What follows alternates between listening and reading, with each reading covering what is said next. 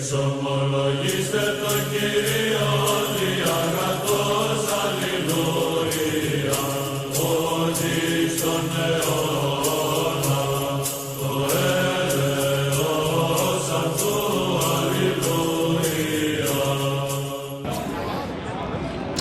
I want to talk about, ladies and gentlemen, the fact that I want to talk about the Reform Party in British politics. So one of the things that we've got, ladies and gentlemen, is an insurgency of a political party in the UK developing right in front of our own eyes. The Reform Party is growing exponentially in the UK, and it's growing well, ladies and gentlemen. But it's growing well, but what we're seeing, ladies and gentlemen, sorry, I just realised I didn't have something that I thought I had. What we're seeing, ladies and gentlemen, is that people are rallying to the cause of the Reform Party because we see them as disruptors of the liberal establishment. We see them as a wrecking ball to the liberal establishment that has brought this country to our knees here in the UK. And that's why we want to support them. Put your hand up if you're likely to support reform, if you get the chance to. Okay, two people. Right. But, ladies and gentlemen, what we are seeing at the moment is that Nigel Farage and Rico, what's his name? It's not Rico Tice, it's Rico something. Who's the other guy in Reform? I can't remember his surname, but his first name is Rico. What they're doing is that they're trying to become like the liberal elites, ladies and gentlemen. That we are wanting reform to be the disruptors of. And thus what they're doing is they're becoming a diluted form of the Conservative Party. Every time a Conservative MP comes into the Reform Party, it dilutes what the Reform Party could stand for, ladies and gentlemen. And that results in essentially the Reform Party becoming a recycled Conservative Party, a recycling of the liberal elites that have brought us to ruin. Ladies and gentlemen, we want to be clear, and I want to send this message to the Reform Party. If you become a group of recycled Conservatives, if you become a diluted version of the liberal establishment, you're going to lose your base. The Patriot movement is your base, and if you reject it, and you reject what it stands for, they can always go to UKIP. They could always go to other political parties. They don't need you, you need them. And what I want to encourage those of us that want to end the grip of the liberal establishment to do is to flood the Reform Party. Use the Reform Party as a battering ram to get into power.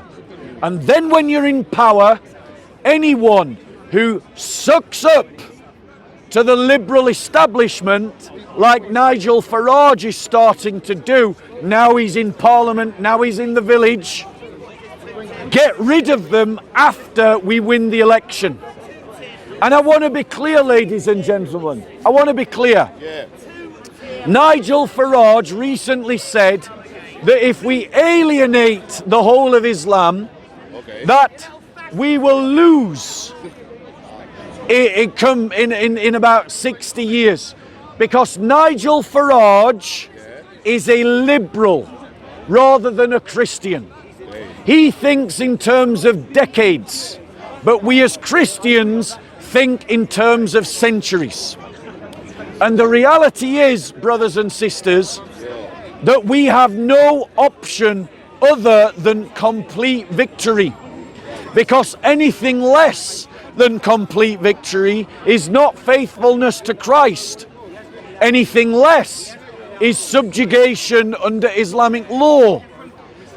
Nigel Farage thinks that the debate within the Muslim community will be won by moderates All the evidence shows that it's going in the other way, ladies and gentlemen.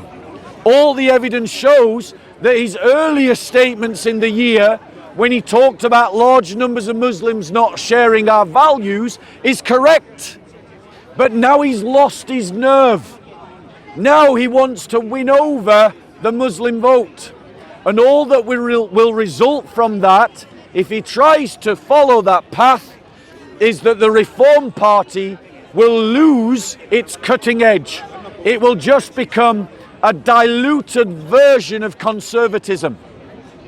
Christians should not join the Reform Party. It is not a Christian party, as demonstrated by how Rico voted on the euthanasia bill. Christians need to build a Christian political party.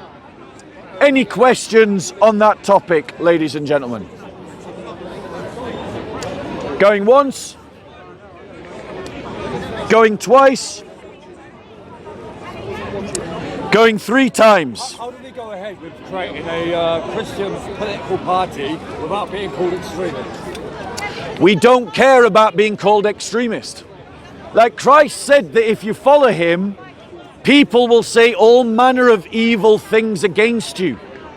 If we are following Christ, we have to expect opposition. Lots of Christians look for a way to win that doesn't involve opposition, that doesn't involve sacrifice, that doesn't involve conflict. There is no way to win without sacrifice, opposition, and conflict.